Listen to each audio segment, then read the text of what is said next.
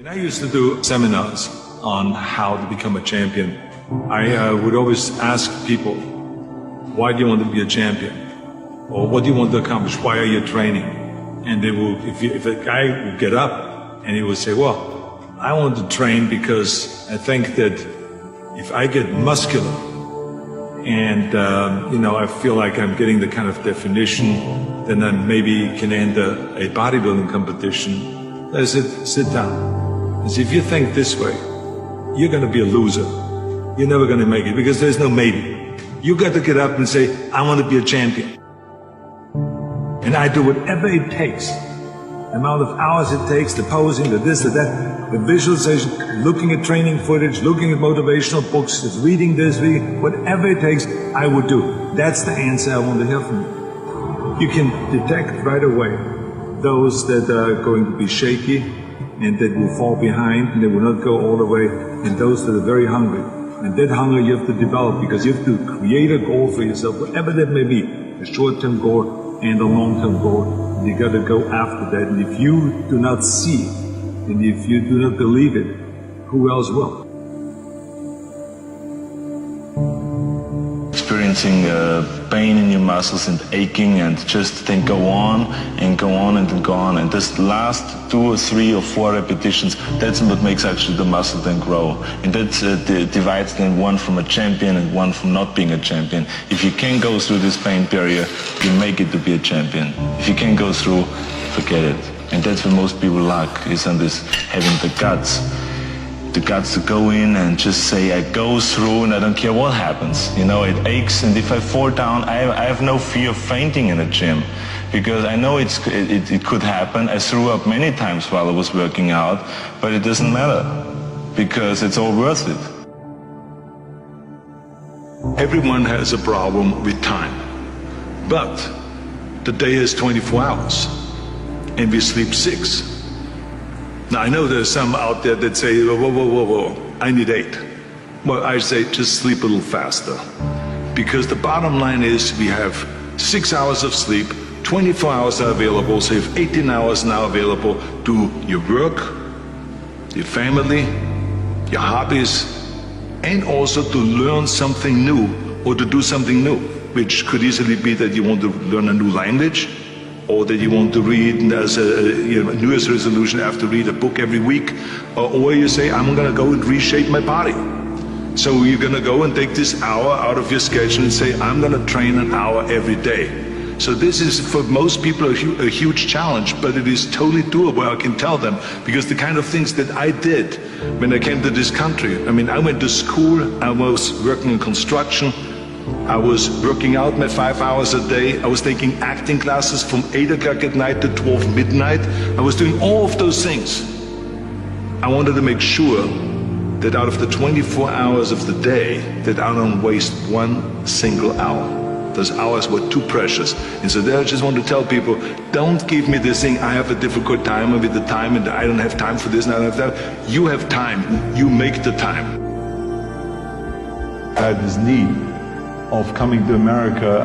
When I started learning about America at the age of 10, and we got geography lessons and learned about America and and saw the first photographs. I remember in those photos in the textbook, but also in Super 8mm film footage that they showed in the classroom, about the Golden Gate Bridge and the Empire State Building and the 6-lane highways and all this. I said, what am I doing here in Austria with these little roads? I want to go over there and I want to be part of the big deal.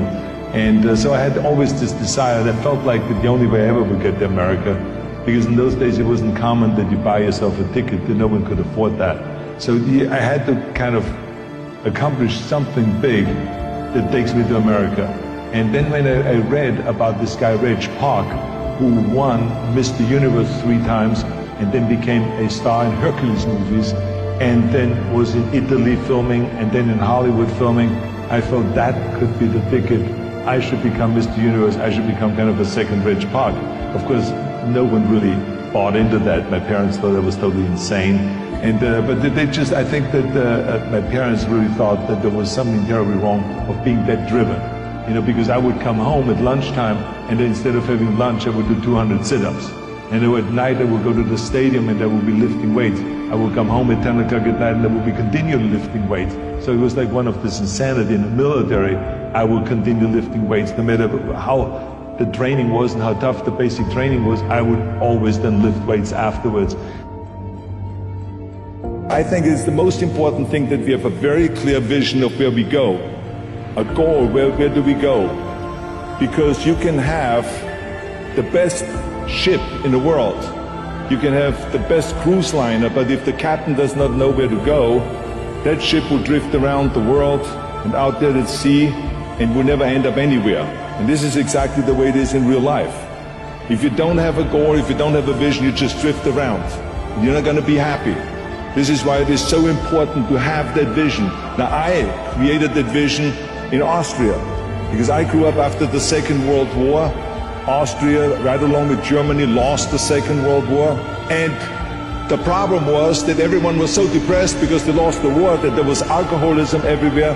There was, of course, depression. There was a terrible economic situation. There was famine. There was starvation and all of those things. And also it was kind of a little place and narrow. I felt kind of, I wanted to get out of there. I wanted to escape. And I couldn't see myself really to work there and to stay there, to work in a factory, or to work on a farm, or to even to follow my father's footsteps and to become a police officer. I couldn't see that either. As a matter of fact, that's what my parents wanted me to do. But that's not what I saw. This was the vision of my parents, but not mine.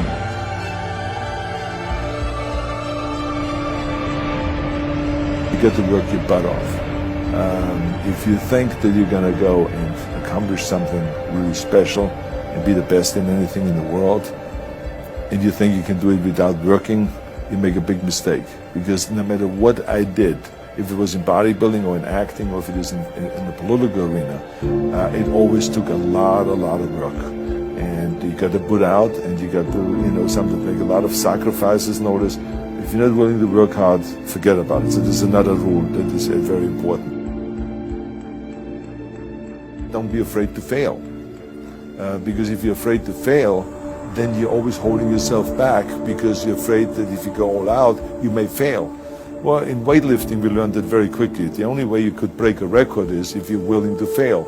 That's when you put on more weight, you try it, sometimes you will not be able to lift it, which has happened to me many times, but eventually, when you train hard enough, you will lift it. So don't be afraid to fail. I mean, how far can you fall?